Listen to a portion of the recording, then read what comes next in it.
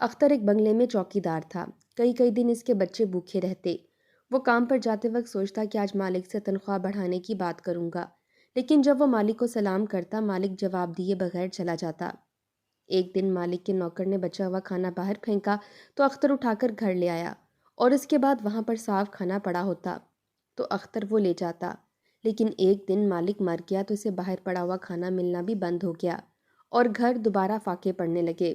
تو اسے خواب آیا کہ تم اپنے مالک کی قبر پر جاؤ، تمہارا مسئلہ حل ہو جائے گا۔ اگلے دن اختر قبرستان گیا تو وہ وہیں سجدے میں گر گیا، کیونکہ صبح کے 7 بج چکے تھے۔ ابھی بھی آسمان سے ہلکی ہلکی بارش جاری تھی۔ کچھ دیر پہلے ہی بارش کا زور ٹوٹا تھا۔ ایک تو یہ دسمبر کی بارشیں کبھی بھی اچانک سے شروع ہو جایا کرتی تھیں، اوپر سے یک بستہ ہوائیں تو ویسے ہی خون جما دینے والی تھیں۔ دروازے کے پاس ایک کونے میں کھڑا ہوا اختر ابھی تک کپ کپا رہا تھا۔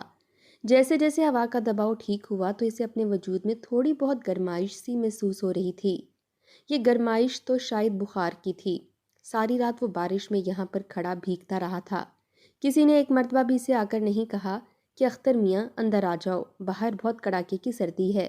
اوپر سے یہ خون جما دینے والی سردی اور بارش نے تو ویسے ہی ہلکان کر دیا تھا۔ وہ ساری رات اس آس پر کھڑا رہا کہ ہو سکتا ہے کہ مالک کو اس کا دھیان آ جائے اور وہ اسے اندر بلا لے، مگر مجبوراً اسے وہیں دروازے کے ساتھ ٹیک لگا کر زمین پر بیٹھنا پڑا، اور اپنا وہ بسیدہ سا کوٹ جو کہ 3-4 جگہ سے پیوند زدہ تھا، وہ اس نے اپنے سر پر رکھ کر خود کو مکمل طور پر چھپا لیا۔ پورا جسم اس کا بارش سے بھیگ چکا تھا، سردی سے اس کے دان ٹکرا رہے تھے، مگر اس کے باوجود وہ وہاں پر بیٹھا رہا۔ ایک نظر اس بڑے سے بنگلے پر ڈالی تو گہری سانس خارج کر کے رہ گیا۔ مالک کو تو جیسے پرواہ ہی نہیں تھی کہ باہر کھڑا چوکیدار بھی انسان ہی ہے نہ چوکیداروں کے لیے کوئی کمرہ بنا تھا جہاں وہ بیٹھ کر تھوڑی سردی کم کر لیتا۔ مالک تو اپنے آرام دہ کمرے میں ہیٹر جلائے پرسکون نیند سو رہے تھے۔ انہیں بھلا کہاں فرق پڑتا تھا؟ ایسے موسم امیروں کے لیے تو بڑے ہی سہانے ہوا کرتے تھے۔ باہر گھومنے پھرنے کو نکل جایا کرتے تھے، کبھی کبھی تو ٹرپ کا بھی پلان کر لیا جاتا، اور ایک ہم غریب تھے جو ایسے موسم کو دیکھ کر ہی خدا کی حضور دعائیں کرنے لگتے تھے کہ اگر تیز طوفانی بارش ہو گئی تو کہیں چھت ہی نہ خود پر آ کر گرے۔ اختر گہری سانس خارج کر کے بولا تھا۔ جیسے تیسے یہ رات گزری تھی اور اب صبح ہو چکی تھی۔ اس کے میلے بسیدہ کپڑوں سے پانی گر رہا تھا۔ اختر کی ڈیوٹی رات کو ہوا کرتی تھی۔ وہ شام 7 سے لے کر صبح 7 بجے تک 12 گھنٹے یہاں پر ڈیوٹی کرتا تھا، مگر پیسے اس قدر کم تھے کہ بڑی مشکل سے اس کا گزارا ہوتا۔ ابھی بھی اختر اس امید پر کھڑا تھا کہ مالک باہر نکلے تو وہ ان سے پیسوں کی بات کر سکے، کیونکہ ابھی یہ مہینہ ختم ہونے میں 10 دن باقی تھے اور اس کے گھر میں سارا راشن ختم ہو چکا تھا۔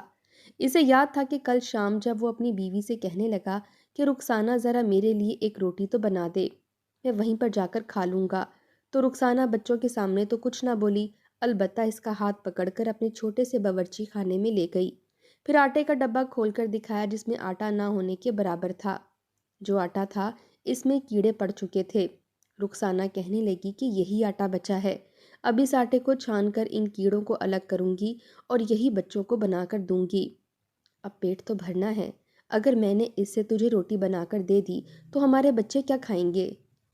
یہ سن کر اختر نے گہری سانس خارج کی تھی۔ کہنے لگا کہ چلو آج گزارا کرو، میں جا کر مالک سے کہتا ہوں کہ مجھے میری تنخواہ وقت سے پہلے دے دیں۔ یہ سن کر رخسانہ اگلے ہی پل بولی کہ کیا فائدہ اس کم تنخواہ کا، مہنگائی تو دیکھو کیسے روز بروز بڑھتی چلی جا رہی ہے، اوپر سے بچے بھی بڑھ رہے ہیں اور ان کی بھوکیں بھی وقت کے ساتھ ساتھ بڑھتی چلی جا رہی ہیں۔ 4-5 سال سے تم مالک کے ہاں نوکری کر رہے ہو، ابھی تک وہ اسی 6-7 ہزار کی تنخواہ پر اٹکے ہوئے ہیں۔ ارے آج کل کے زمانے میں 6-7 ہزار سے بھلا کیا بنتا ہے؟ تم اپنے مالک کو کہو نا کہ تمہاری تنخواہ بڑھا دیں۔ ارے اب تو اتنے پیسوں میں ایک ہفتہ بھی نہیں گزر پاتا، اور ہم دونوں میاں بیوی بھوکے رہ رہ کر ان سے اپنے بچوں کا پیٹ پالتے رہتے ہیں۔ بیوی کی بات سن کر اختر سوچ میں پڑ چکا تھا۔ کہنے لگا کہ میں آج ضرور بات کروں گا، مگر جیسے ہی نوکری پر آیا تو مالک سے اس کی ملاقات ہی نہیں ہوئی تھی۔ ساری رات وہیں پر چوکیداری کرتا رہا اور اب صبح کے 9 بج چکے تھے۔ بھوک سے اس کا برا حال تھا کیونکہ کل رات سے اس نے کچھ نہیں کھایا تھا۔ پھر ساری رات بھی یوں وہ جاگتا رہا کہ تبھی مالک کی گاڑی کا ہارن بجا۔ اس نے اگلے ہی پل بھاگ کر فوراً دروازہ کھولا اور مالک اپنی بڑی سی گاڑی میں بیٹھ کر باہر نکلے۔ चौकीदार फौरन इखलाकन मुस्कुराता हुआ गाड़ी के पास गया और कहने लगा, अस्सलाम वालेकुम साहब जी। मगर अगले ही पल फ़ोन की घंटी बजी और मालिक ने एक संजीदा सी नज़र अख्तर पर डालकर फ़ौरन मोबाइल कान से लगा लिया। फिर हंसकर बातें करते हुए वहाँ से निकल गए। अख्तर तो अपना मुंह सा लेकर रह गया था। मालिक ने तो इसके इस्लाम का जवाब तक नहीं दिया था। अब यहाँ रुकने का कोई फ़ायदा नहीं था। वो बोझल कदमों के साथ चलता हुआ घर की जानिब आने लगा। वहाँ पर इस कॉलोनी में कई बंगले मौजूद थे और उस वक्त इस पूरी कॉलोनी में इश्तिहा अंगेज़ खुशबू आ रही थी। इसके कदम मनो भारी हो चुके थे। जब वो घर के बाहर पहुंचा तो बोसीदा टूटा हुआ दरवाज़ा, आखिर वो कैसे दस्तक देकर अंदर जाता। अंदर जाते ही बीवी ने पहला सवाल ही यही करना था कि आटा लाए हो, क्योंकि बच्चों के नाश्ते के लिए तो आटा मौजूद ही नहीं था। बहरहाल गहरी सांस खारिज करके अख्तर घर में दाखिल हुआ तो मंजर इसके तवक्का के मुताबिक ही था। इसके बच्चे इसे देखकर फौरन भागते हुए इसके पास आकर इसके साथ लगे, मगर अगले ही पल इससे दूर हटे, क्योंकि इसका वजूद पूरी तरह से भीगा हुआ था। वो सर्दी से कपकपा भी रहा था। रुखसाना तो परेशान ही हो गई। फौरन अपने शौहर को दूसरे कपड़े दिए। अख्तर जैसे ही कमरे में गया तो पूरा फर्श कीचड़ ज़दा हुआ था। कमरे के कोने से छत टूटी हुई थी। कल सारी रात जो बारिश होती रही, इससे छत की मट्टी हट चुकी थी और यूं पूरा कमरा कीचड़ से भर चुका था। अख्तर के 4 बच्चे थे। बड़ा बेटा अख्तर के पास आकर कहने लगा कि अब्बा, हम सारी रात नहीं सो सके। बड़े ज़ोरों की बिजली कड़कती रही और बारिश होती रही। ऊपर से ये छत भी टूट गई।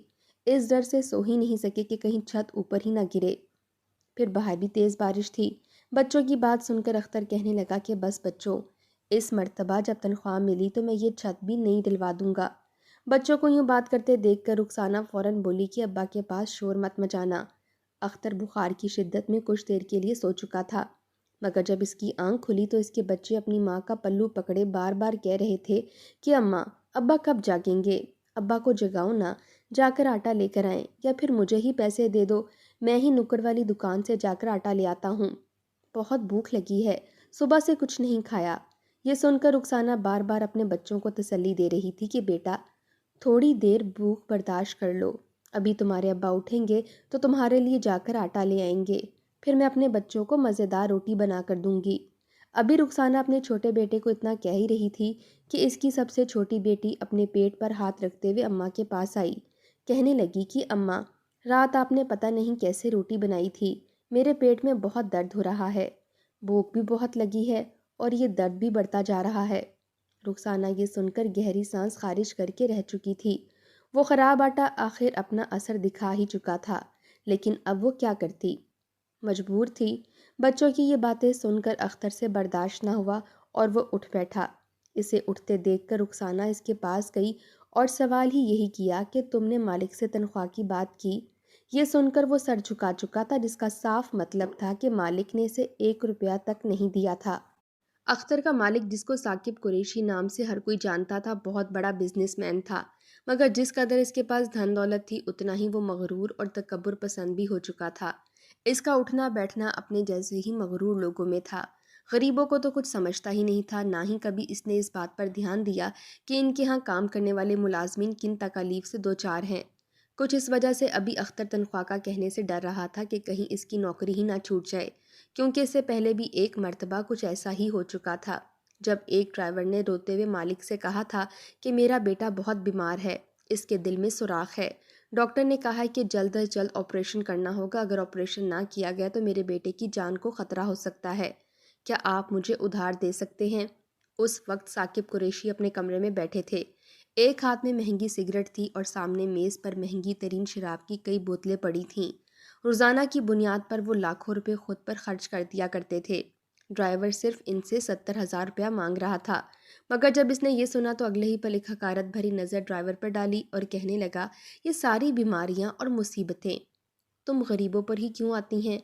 हम अमीरों को कुछ क्यों नहीं होता? जब देखो तुम गरीब लोग कभी कोई बीमारी लेकर आ जाते हो तो कभी कोई। खुदा की तो फिटकार है तुम लोगों पर, क्योंकि तुम लोग बोलते ही झूठ और फसाद हो। हम बड़े लोगों से हसद करते हो, यही वजह है कि तुम लोग हर वक्त मुसीबतों में ही फंसे रहते हो। मुझे देखो, लाखों करोड़ों का मालिक हूँ, मगर आज तक कभी बुखार भी नहीं हुआ। यह सुनकर तो ड्राइवर शर्मिंदा सा हो चुका था। अपनी आंखों में आए आंसू अपने कंधे पर रखे हुए रुमाल से साफ करते हुए कहने लगा, کہ صاحب جی یہ تو خدا کا کرم ہے، وہ جسے چاہے جس حال میں بھی رکھے، وہ آزمائش میں بھی تو اپنے پسندیدہ لوگوں کو ہی ڈالتا ہے۔ جو پہلے سے ہی گمراہ ہوں بھلا وہ انہیں آزما کر کیا کرے گا، جو پہلے ہی ان کی آزمائشوں پر پورا نہ اتر سکے۔ اتنا سننا تھا کہ مالک بفر اٹھا۔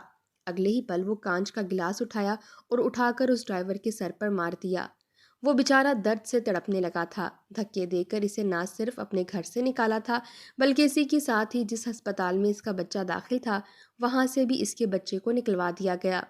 جب وہ یہاں سے اپنے سر پر اپنا رومال باندھے ہوئے روتا روتا ہسپتال گیا تو اسے اپنا بچہ اور بیوی سڑک پر بے سہارا پڑے روتے ملے تھے۔ یوں ایک دم سے بے علاج ہونے پر اس کا بچہ وفات پا چکا تھا۔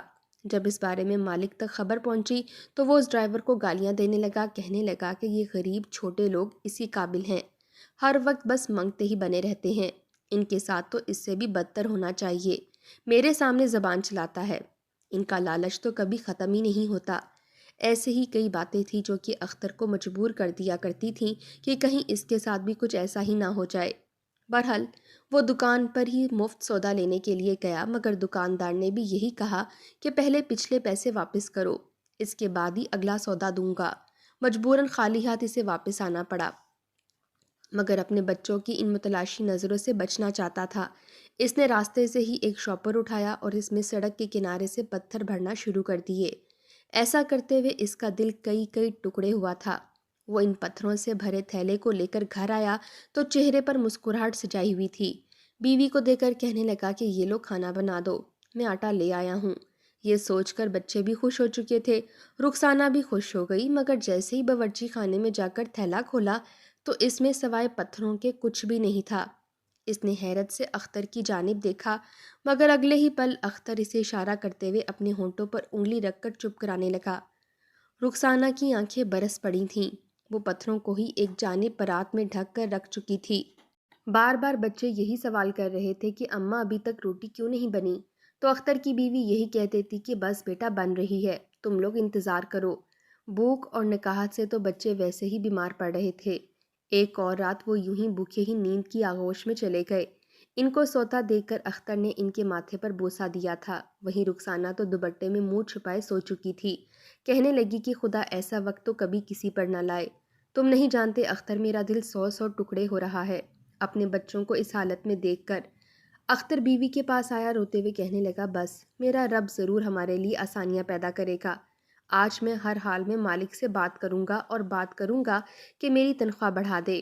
اختر اپنی رات کی ڈیوٹی کے لیے ایک مرتبہ پھر واپس آ چکا تھا، گھر کے اندر آنے کی اجازت اسے نہیں تھی۔ اس نے کئی مرتبہ اپنے مالک سے ملنے کی درخواست کی، مگر اس نے ملنے سے صاف انکار کر دیا، کہنے لگا کہ جو بھی بات ہوئی صبح بتانا، ابھی میرے پاس وقت نہیں ہے۔ رات کا وقت تھا جب گھر کے اندر کام کرنے والا ملازم باہر آیا اور کچرا دان میں کھانا پھینک کر چلا گیا۔ جیسے اس نے کچرا دان میں کھانا دیکھا تو فوراً اس کے منہ میں پانی آ چکا تھا۔ اگلے ہی پل اس نے اپنا دھیان ہٹایا، کہنے لگا کہ اختر میاں کیا ہو گیا ہے، اب کیا تم کچرے میں پھینکے ہوئے کھانے کو کھاؤ گے؟ بھوک کی شدت اس قدر زیادہ تھی کہ اس نے آس پاس نظر دوڑائی، وہاں پر کوئی بھی نہیں تھا۔ اس نے دھیرے دھیرے اپنے قدم اس کچرے کی جانب بڑھا دیے جہاں پر وہ ملازم کھانا پھینک کر گیا تھا۔ اس نے کچرے میں ہاتھ ڈالا تو تھیلی میں کھانا موجود تھا، جو کہ 2 دن پرانا باسی کھانا تھا۔ بدبو بھی آ رہی تھی مگر کھانے لائق تھا۔ بھوک کی شدت اس قدر زیادہ تھی کہ اختر ہڑبڑاتا ہوا جلدی جلدی وہ کھانا کھانے لگا، ساتھ آس پاس بھی دیکھ رہا تھا کہ کوئی اسے دیکھ نہ لے۔ جیسے اسے کچھ تقویت ملی تو فوراً اپنے بچوں کا خیال آیا، اس نے وہ کھانا اپنے پاس ہی چھپا کر رکھ دیا۔ ساری رات انتظار کرتا رہا جیسے ہی وقت گزرے اور وہ واپس گھر جا کر اپنی بیوی بچوں کو کھانا دے سکے۔ صبح اسے دور سے ہی چوکیدار آتا دکھائی دیا تو فوراً خوشی سے پھولا نہ سمایا۔ وہ کھانا لے کر گھر گیا، بچے ابھی تک سو رہے تھے۔ اس نے وہ کھانا نکال کر بیوی کو دیا اور بولا کہ یہ میرے بچوں کو کھلا دینا۔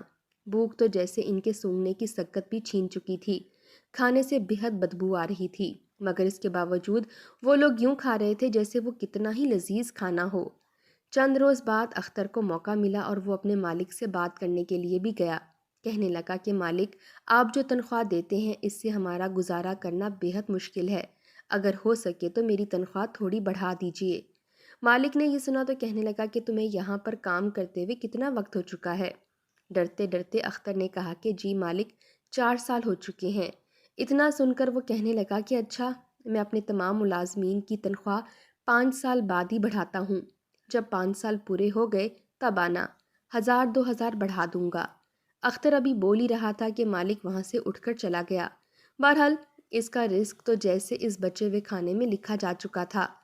روزانہ ملازم جو بھی باسی کھانا آ کر پھینکتا، وہ کھانا اختر اٹھا کر گھر لے جایا کرتا اور وہی کھا کر وہ لوگ اللہ تعالیٰ کا شکر ادا کیا کرتے تھے۔ اختر کو تو لگا تھا کہ اب یوں ہی زندگی چلتی رہے گی اور سب کچھ ٹھیک ہو جائے گا، مگر ایسا بھی نہیں تھا۔ کچھ ہی ہفتوں بعد مالک کی طبیعت خراب رہنے لگی اور وہ کسی ملازم کو خود کو ہاتھ تک نہیں لگانے دیتے تھے۔ اپنے لیے اسپیشل ڈاکٹرز اور میل نرس رکھے تھے جو ان کا ہر طرح سے خیال رکھتے۔ بیوی تو کب کی چھوڑ چکی تھی اور ایک بیٹا تھا جو ماں کے ساتھ امریکہ رہتا تھا۔ مالک ڈاکٹروں سے اپنا علاج کروانے لگے، یہاں تک کہ دوسرے ملک بھی گئے، مگر نہ جانے انہیں کیا بیماری ہو چکی تھی کہ آرام ہی نہیں آ رہا تھا۔ وہیں ڈاکٹر نے جب مالک کو بتایا کہ ان کی زندگی پوری ہو چکی ہے، ان کی یہ بیماری لا علاج ہے اور وہ چند ہی روز کے مہمان ہیں، یہ سن کر تو غصے سے مالک نے ڈاکٹروں کو ہی معطل کروا دیا۔ بڑے تکبرانہ انداز میں کہنے لگے، تمہاری اتنی اوقات ہے کہ تم مجھے ایسا کہہ سکو؟ ارے تمہیں یہ حق ہی کس نے دیا ہے کہ تم میری زندگی کے فیصلے کر سکو؟ اگر تم سے علاج نہیں ہوتا تو سیدھا بتا دو، میرے مرنے کی باتیں کرنے والے تم ہوتے کون ہو؟ ایسا ہی کہہ کر اس نے نہ صرف اس ڈاکٹر کو مروا دیا تھا بلکہ اس کے بچوں کو بھی ایسا غائب کروایا کہ ان بچوں کی ماں ہی پاگل ہو کر گلیوں بازاروں میں اپنے بچوں کو ڈھونڈنے لگی۔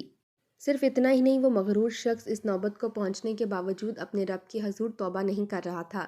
یہی کہتا تھا کہ میں نہیں مرنے والا، بس موسمی بخار ہے، میں ٹھیک ہو جاؤں گا۔ مگر ایک روز یوں ہی تڑپ تڑپ کر اس کا دم نکل چکا تھا۔ جب وہ مرا تو اس کی آنکھیں کھلی تھیں، عجیب بھینگی سی نظروں سے چھت کی جانب دیکھ رہا تھا۔ اس کا منہ ٹیڑھا ہو چکا تھا، صرف اتنا ہی نہیں اس کے ہاتھ پاؤں بھی مڑ چکے تھے۔ ہر کوئی اسے دیکھ کر استغفار کا ورد کر رہا تھا۔ اختر بھی اپنے مالک کے جنازے میں شریک ہوا تھا، مگر سب سے پچھلی صف میں اپنے جیسے تمام ملازمین کے ساتھ موجود تھا، کیونکہ یہ مالک کی وصیت تھی کہ میرے جنازے میں کوئی بھی غریب اور بھوکے ننگے لوگ شامل نہ ہوں۔ مالک کو دفنا دیا گیا، مگر اب وہ گھر ہمیشہ ہمیشہ کے لیے بند ہو چکا تھا۔ البتہ ابھی تک ان دنوں چوکیداروں کی نوکری وہیں پر تھی، کیونکہ مالک کا بیٹا جو کہ امریکہ میں رہتا تھا، وہ یہاں آ کر جب تک یہ گھر نہیں بیچتا تب تک یہاں پر ڈیوٹی کرنی تھی۔ اس کی تنخواہ تو اسے ملی ہی نہ تھی، وہیں اب تو کھانا ملنا بھی بند ہو چکا تھا۔ ایک رات وہ پریشان حال عشاء کی نماز پڑھنے کے بعد کتنی ہی دیر سجدے میں گڑ گڑا کر اپنے رب سے معافیہ مانگتا رہا۔ یہ دعا کی کہ میرے من میں لالچ نہیں، بس اتنا عطا کر دو کہ میرے بچے کبھی بھوکے نہ سو سکیں۔ اس رات جب وہ گھر آ کر سویا تو اس نے خواب دیکھا کہ وہ اپنے مالک کی قبر کھود رہا ہے۔ اس کا مالک اسے قبر سے چیخ چیخ کر بلا رہا ہے۔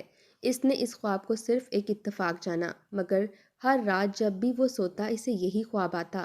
اب تو فاقوں کے مارے اس کے بچے مرنے کے قریب پہنچ چکے تھے، جب ایک مرتبہ پھر اختر نے خواب میں دیکھا کہ اسے خواب میں ایک بزرگ کھڑے اشارہ کر رہے ہیں کہ اپنے مالک کی قبر کھودو، تمہاری ساری مشکلات حل ہو جائیں گی۔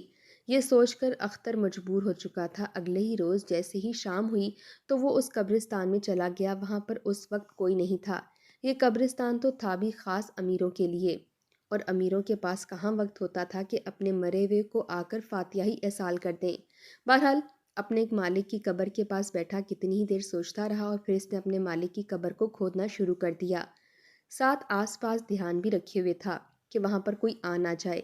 اس نے جیسے ہی قبر کھولی اور سل ہٹا کر اندر کا منظر دیکھا تو اس کے تو جیسے پیروں کے نیچے سے زمین نکل چکی تھی۔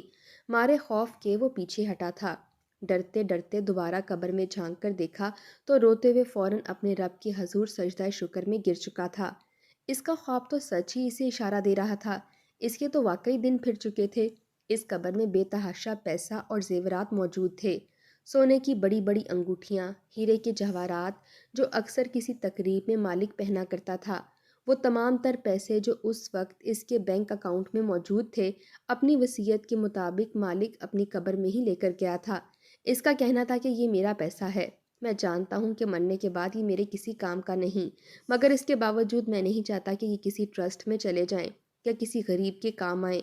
وہ لاکھوں روپے اس نے اپنی قبر میں ہی محفوظ رکھے تھے۔ جلدی سے اس قبر سے وہ سارے پیسے اور زیورات اختر نے نکالے۔ قبر سے اس قدر بدبو آ رہی تھی کہ اس سے سانس لینا بھی محال تھا۔ اس نے جلدی سے وہ سارے پیسے اور زیور نکالے اپنے کندھے پر موجود بڑے سے رومال میں وہ سب کچھ لپیٹ لیا، پھر وہ دوبارہ سے قبر بند کی اور وہاں سے اٹھ کر گھر چلایا۔ اس کی بیوی اتنے زیادہ پیسے دیکھ کر حیران تھی۔ جب اس نے اپنی بیوی کو یہ حقیقت بتائی تو اس کی بیوی بھی خدا کا شکر ادا کرنے لگی، کہنے لگی کہ ہمیں تو بالکل خبر نہ تھی کہ قبر میں اس قدر پیسے بھی ہو سکتے ہیں، بلکہ یہ تو خدا کی طرف سے اشارہ تھا جو ہمیں یہ رقم مل گئی۔ اس کے بعد اس پیسوں سے اختر نے اپنا کاروبار شروع کر لیا۔ وہ رقم 9 سے 10 لاکھ کے قریب تھی، جبکہ مالک کے ہیرے کی انگوٹھیاں اور باقی زیورات کو اس نے ہاتھ تک نہیں لگایا تھا۔ اس سے اپنے کاروبار میں دن دگنی رات چگنی ترقی ہوئی، تو بدلے میں وہ رقم جو کہ مالک کی قبر سے نکلی تھی اسے اپنی کمائی سے پورا کیا اور سارے زیورات خدا کی راہ میں خرچ کرتے ہوئے اس کا ثواب مالک کی روح کو بخش دیا۔